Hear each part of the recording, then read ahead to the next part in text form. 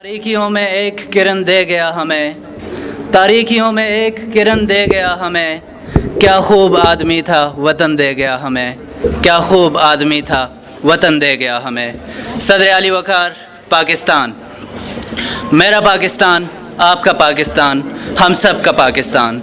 रहने के लिए है ये गुलिस्तान, आज़ादी का महीना था इसका माह रमज़ान, जिसके हुसूल के लिए दी गई थी जान, है अल्लाह का करम उसी का है एहसान, अरे यही तो है जिना का पाकिस्तान।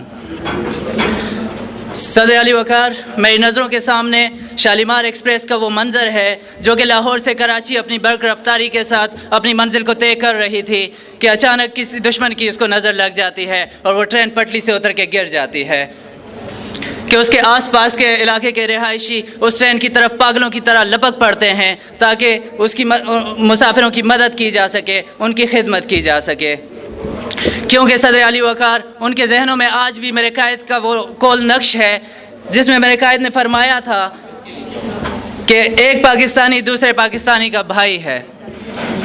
सदर अली वक़ार जिना साहब का ख्वाब था कि पाकिस्तान इस्लामी ममालिक की सरबराही करे। हमने राहील शरीफ को इस्लामी इत्तेहाद का सरबराह बनते देखा। मेरे कायद का ख्वाब था कि पाकिस्तान आलमी रियासत बने। हमने दुनिया की सबसे बड़ी एम्बुलेंस सर्विस इस रियासत में कायम की। मेरे कायद का ख्वाब था कि पाकिस्तान के मेमार तालिब इल्म होंगे। हमने आरफा करीम और हुनैनजिया जैसी बेशुमार तलबा को पाकिस्तान की तामीर करते देखा।